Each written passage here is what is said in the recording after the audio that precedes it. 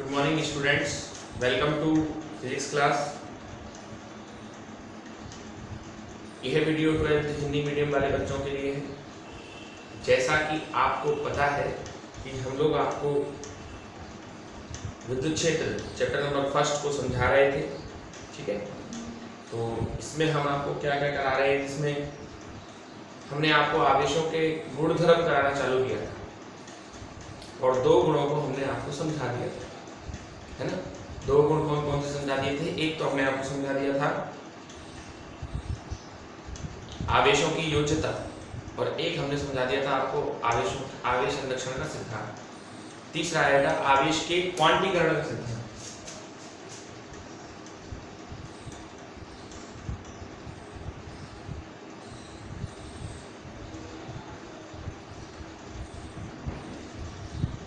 आवेश के क्वांटीकरण का सिद्धांत, ठीक है।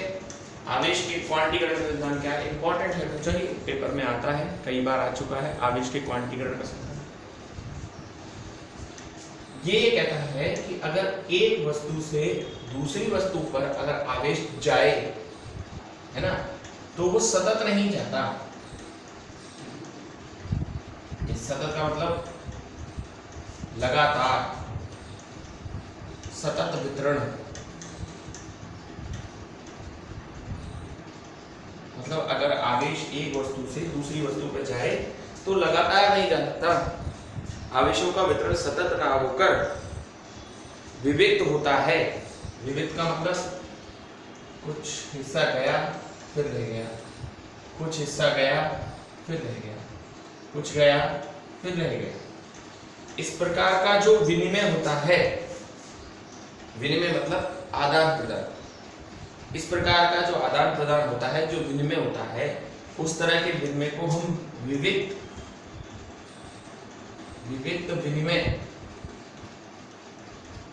विनिमय या क्वांटित विनिमय कहते हैं। इस तरह का जो वितरण होता है उसको या तो हम विविक्त विनिमय कहते हैं या फिर हम इसको क्वांटित विनिमय कहते हैं। मतलब ये बताया गया था कि आवेश एक वस्तु से दूसरी वस्तु तक कंटिन्यूअस नहीं जा सकते, सतत वितरण नहीं होता आवेशों का। आवेशों का जो वितरण होता है वो पार्ट्स में होता है, कुछ कुछ हिस्सों में जाता है। इस तरह का विनिमय आपका कहलाता है विविक्त विनिमय, या फिर इसको अपन लोग क्या बोलते हैं, क्वांटित विनिमय। और वह न्यूनतम राशि जिसमें विनिमय होता है उसको हम क्वांटा या फोटोन कहते हैं। इसको हम क्वांटा कह देते हैं या फिर क्या कह देते हैं, फोटोन कहते हैं, ठीक है। तो आवेश अगर एक वस्तु से दूसरी वस्तु तक जाएगा तो वो सतत ना जाकर विविक्त जाएगा। इस प्रकार का विनिमय आपका विविक्त विनिमय कहलाता है, और जिसमें जाता है वो क्वांटा या फोटोन होता है। और भौतिक राशि की प्रकृति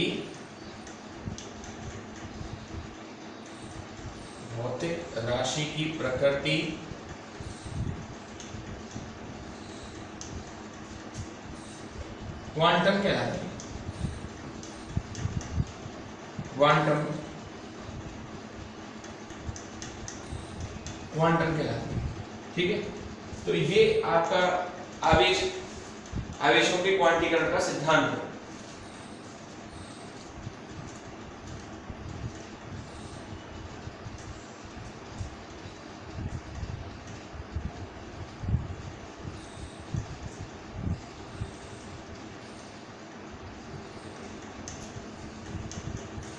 एक साइंटिस्ट थे मिलिकन, है ना, उन्होंने एक एक्सपेरिमेंट किया जिसको हम तेल बिंदु प्रयोग भी कहते हैं, है ना। मिलिकन ने अपना एक एक्सपेरिमेंट किया, इसका नाम तेल बिंदु प्रयोग था। उस प्रयोग के आधार पर मिलिकन ने कहा कि तेल बूंदों पर जो आवेश होता है, तेल बूंदों पर जो चार्ज होता है वो होता है Q बराबर ±NE, जहां N बराबर होता है 1, 2, 3, इनको हम लोग क्या कहते हैं, इंटीजर्स कहते हैं। और E जो होता है वो होता है 1.6 गुणा 10⁻⁻⁹ गुणा, ठीक है, बहुत अच्छी तरीके से आप इसको समझिएगा। मिलिकन ने अपना एक प्रैक्टिकल किया, एक प्रयोग किया, और उस प्रयोग के आधार पर उसने बताया कि भाई ऐसा है कि किसी भी वस्तु पर जो आवेश होता है, जो चार्ज होता है वो एक निश्चित मान का पूर्ण गुणज होता है, और निश्चित मान है E, इसका पूर्ण गुणज है। ये क्या मतलब है कहने का?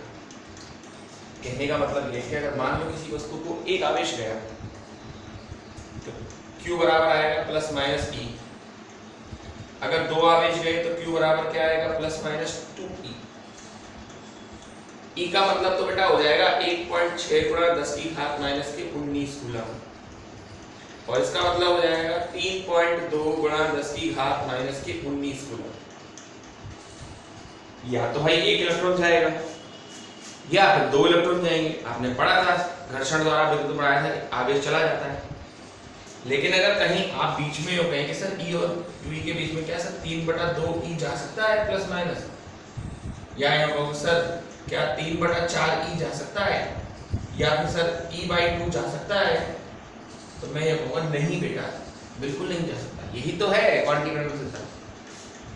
या तो कम से कम 1.6 गुणा 10 की घात माइनस 19 जाएगा, या फिर ज्यादा एक साथ कितना 3.2 गुणा 10 की घात माइनस 19 जाएगा। समझ रहे हैं ना? या तो 1.6 से काम चल जाएगा 10 की घात माइनस, या फिर उसका जस्ट डबल 3.2 गुणा 10 की घात माइनस 19 जाएगा।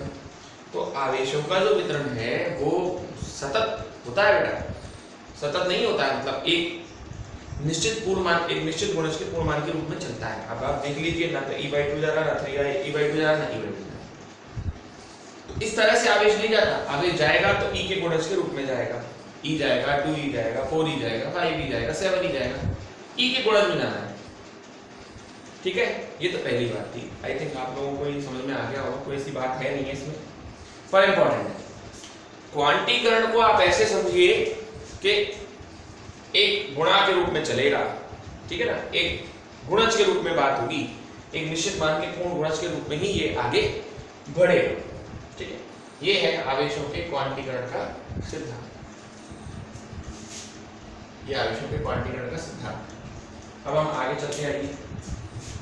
ये तो आपने देख ही लिया।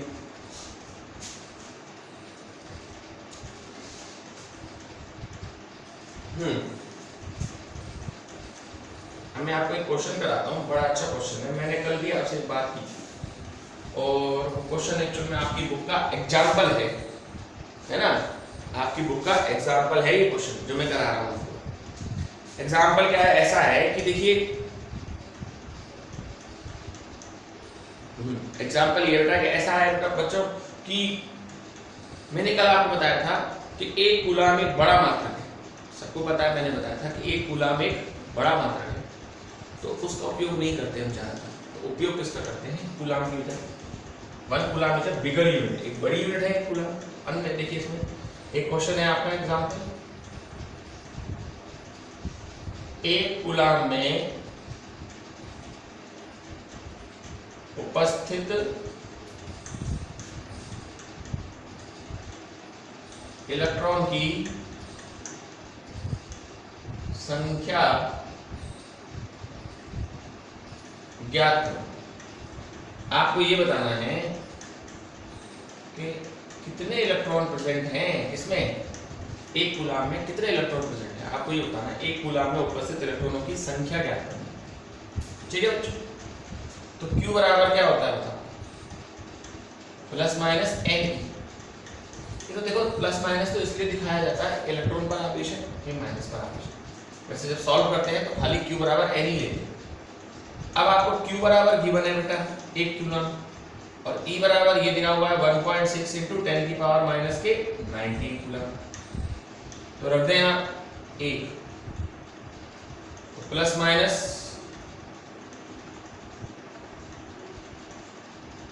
n की जगह पे भी रखते हैं यहाँ, n तो आपको निकालना ही है, e की जगह रखते हैं 1.6 गुणा 10 की घात माइनस के 19। तो n बराबर क्या आएगा? 1/1.6 गुणा 10 की घात माइनस 19। पॉइंट हटा दें, ऊपर 0 बढ़ जाएगी। 2 से काट दें इसको 5 बार, 2 से काट दें इसको कितनी बार? 8 बार।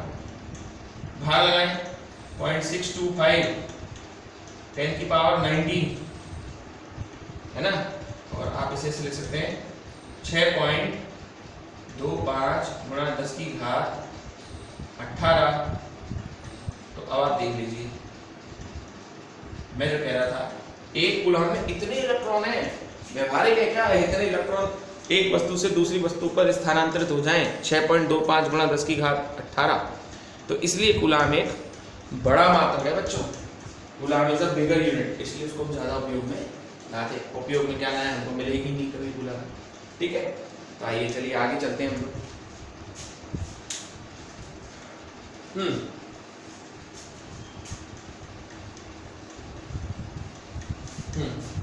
देखिए दो तरह के तत्व हैं, एक तो है माइक्रोस्कोपिक,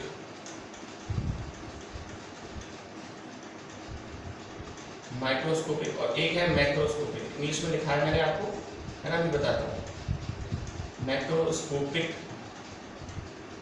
माइक्रोस्कोपिक का मतलब है सूक्ष्म,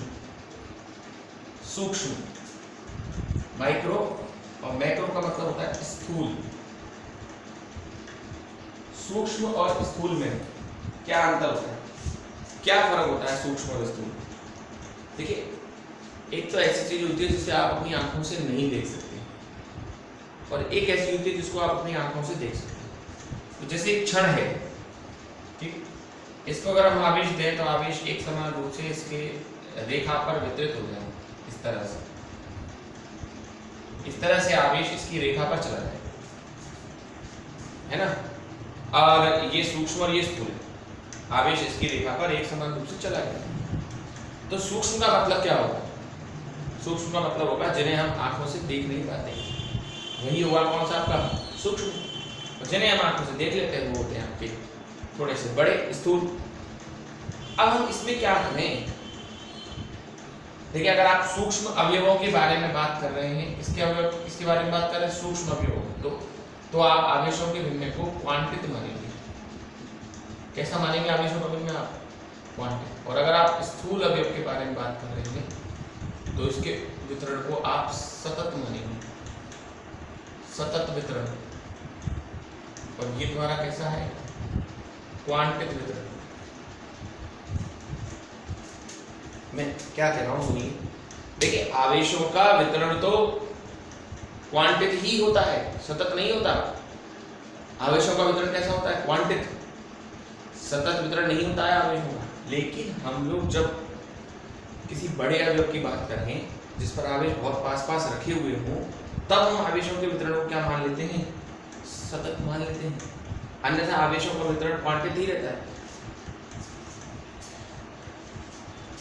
आप कहोगे सर अभी 2 मिनट पहले तो आपने बताया था कि आवेशों का वितरण सतत ना होकर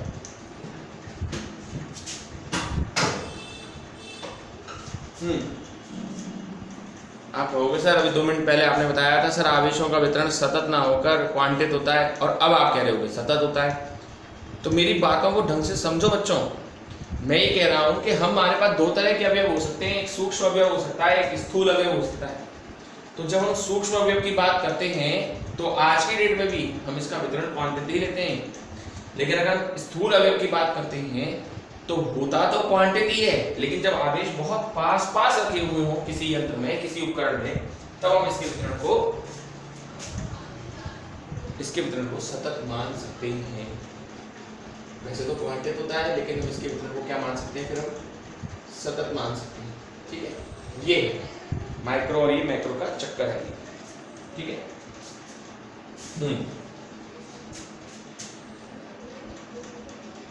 ये सतत वितरण है, ये क्वांटित वितरण है। अब इसके बाद आगे चलते हैं। एक बहुत इंपॉर्टेंट बात बतानी है आपको, वो देखिए।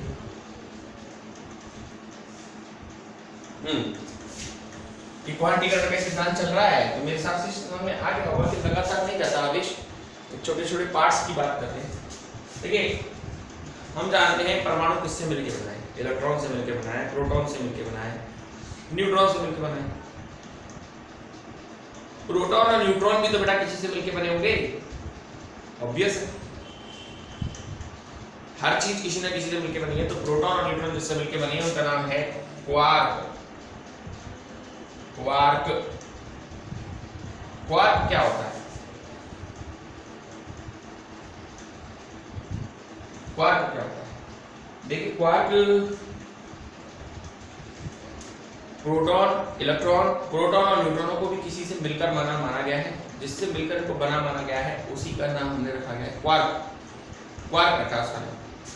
और क्वार्क में इसका नाम क्वार्क है और क्वार्क माना गया। और क्वार्क में ये माना गया है, क्वार्क पे हमने जब आवेश देखे तो एक पर आ रहा था प्लस माइनस e/3 और एक पर आ रहा था प्लस माइनस 2e/3। जबकि आवेशों का क्वांटीकरण का सिद्धांत कहता है कि ऐसे आवेश नहीं जा सकते 1/2 में 2/3 में, ऐसे तो बिल्कुल भी नहीं जा सकते। लेकिन हाँ जा रहे हैं। क्वार्क पर ऐसा ही आवेश मिला है, तो अब क्या करें? तो करें कुछ नहीं बेटा, ये अभी इस पर रिसर्च चल रही है कि इस पर ऐसा आवेश क्यों मिला है ना। इस पर अभी शोध चल रहा है कि भाई ऐसा आवेश क्यों मिला है, क्योंकि ये तो अभी ढूंढे गए हैं, ज़्यादा टाइम हुआ नहीं। फिर देखो क्या थ्योरी आती है, लेकिन अभी के लिए तो आप ये मानिए कि आवेशों का वितरण कैसा होता है, क्वांटिल होता है। एक बार फिर हम बताते हैं इस बात को कि देखिए आवेशों का वितरण सतत ना होकर विविध होता है, यानी कि पार्ट्स में होता है, डिस्क्रीट होता है, लगातार ना होकर छोटे छोटे पैकेट्स की फॉर्म में होता है ना। उन छोटे छोटे पैकेट को ही हम क्वांटा या फोटॉन कहते हैं। लगातार आवेश एक वस्तु पर दूसरी वस्तु पर नहीं जाते हैं। आपने पढ़ लिया था, मिलिकर ने बताया था कि किसी भी वस्तु पर अगर आवेश स्थानांतरण होंगे, तेल बिंदु प्रयोग था, और उन्होंने बताया था किसी भी वस्तु पर जो आवेश है वो Q बराबर प्लस माइनस NE भी होता है। तो प्लस माइनस NE यानी अगर n की वैल्यू 1 से स्टार्ट होती है, 1 से चालू होती है, तो अगर आवेश गया या तो फिर E जाएगा या फिर जस्ट उसका डबल जाएगा 2E जाएगा, या फिर उसका ट्रिपल जाएगा 3E जाएगा। तो ये है आवेशों का क्वांटीकरण का सिद्धांत। ये इसका सिस्टम होता है बेटा आवेशों के क्वांटीकरण के सिद्धांत का। ठीक है, अब हम अगला बताते हैं हम आपको, और अगला हमारा टॉपिक है आवेशों की निश्चलता। ये चौथी और आखिरी प्रॉपर्टी बेटा आप लोगों की।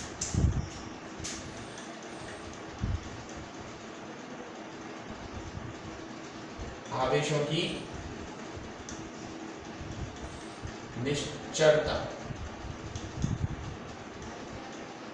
मैंने कहा ये आपकी चौथी और आखिरी प्रॉपर्टी है आवेशों की निश्चलता। ये क्या चीज है सर? ये कहता है कि किसी भी वस्तु पर जो आवेश होता है ना वो परिवर्तित नहीं होता।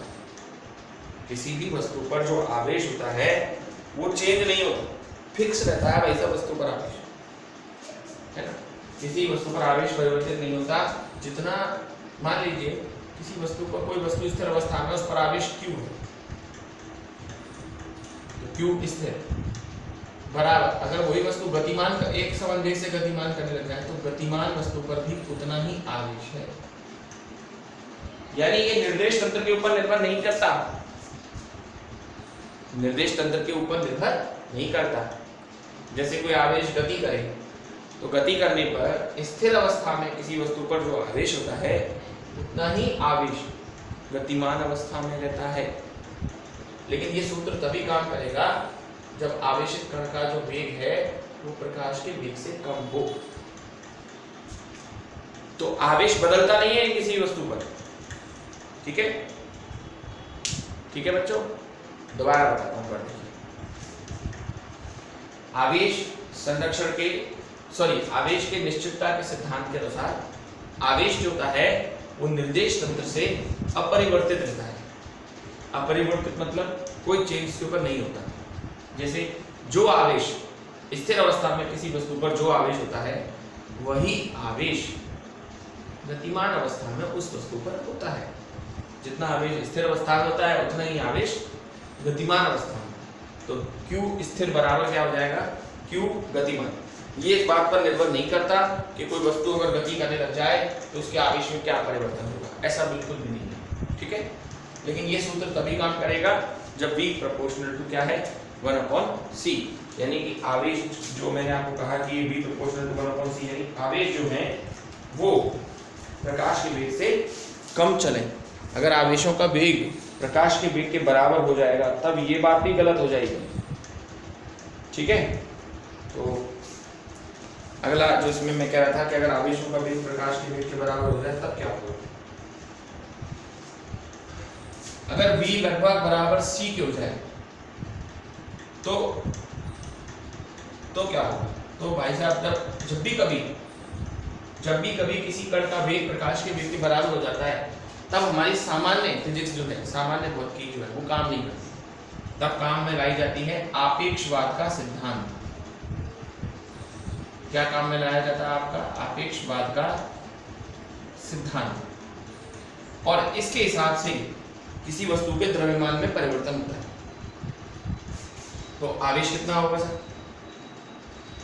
भैया देखो, मैं ऐसे कह रहा हूं, अगर किसी कण का वेग प्रकाश के वेग के बराबर हो जाएगा, तब जो बात हमने ऊपर बताई थी थोड़ा सा डिस्टर्बेंस हो जाएगा। यानी Q स्थिर अवस्था में Q गतिमान अवस्था में बराबर नहीं होगा, लेकिन Q/m निश्चित होगा, नियत होगा। ये आपका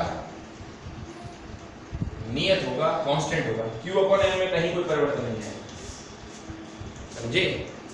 अगर आवेश गति करने लग जाए, गतिमान आ जाए, गतिमान अवस्था में आ जाए, तो मैं जो कह रहा हूं वो ये है, Q/m में कोई परिवर्तन नहीं होगा। जैसे Q बढ़ जाए, आपका आवेश बढ़ जाए, Q बढ़ जाएगा तो m भी बढ़ जाएगा। जैसे मान लीजिए फॉर एग्जांपल Q2Q हो गया, अगर प्रकाश के वेग से चला तो 2Q हो गया, तो बेटा द्रव्यमान भी 2m हो जाएगा और 2 से 2 कट जाएगा, तो Q/m क्या आएगा? नियत आएगा। ये भी एक तरह से देखा जाए तो निश्चलता ही है। इसको बोलते हैं आवेश द्रव्यमान अनुपात। अगर कण का वेग प्रकाश के वेग से कम है तो बहुत सामान्य सी बात है कि जो स्थिर अवस्था में आवेश है वही गतिमान अवस्था में आवेश है। लेकिन यदि कण का वेग प्रकाश के वेग के बराबर है तो आपेक्षवाद का सिद्धांत लगेगा, जिसके हिसाब से Q/m क्या? Q/m नियत होगा। यानी कि चार्ज मास रेशो, आवेश द्रव्यमान अनुपात में कुछ ना कुछ परिवर्तन आएगा। अगर आपका हम लोग Q/m में कुछ ना कुछ क्या आएगा? परिवर्तन आएगा। Q/m में कोई ना कोई परिवर्तन आएगा। तो जो आवेश स्थिर अवस्था में होगा वही आवेश किस पर होगा? गतिमान अवस्था में होगा। ठीक है, तो ये बस ये बात, Q/m आपका नियत रहेगा। तो इस चीज का विशेष ध्यान रखिएगा। ये देखा जाए तो आवेशों के मैंने आपको 4 गुण करा दिए हैं। 4 गुणों में मैंने आप लोगों को बहुत अच्छी तरीके से समझाने की कोशिश की है। 4 गुण बहुत अच्छे हैं आवेशों के। आवेश आप समझ चुके हैं। 3 तरह से आवेश एक वस्तु से दूसरी वस्तु पर स्थानांतरित होता है। रही बात नोट्स की, तो मैं ऐसा है कि इसकी पूरी PDF, कंप्लीट PDF बना के दूंगा और वो शायद आज आपके पास आ जाएगी। ठीक है, तो उसको आप नोट कीजिएगा और फिर हम आगे बात करेंगे। ओके, तो आज के लिए बहुत है बच्चों। That's all for today.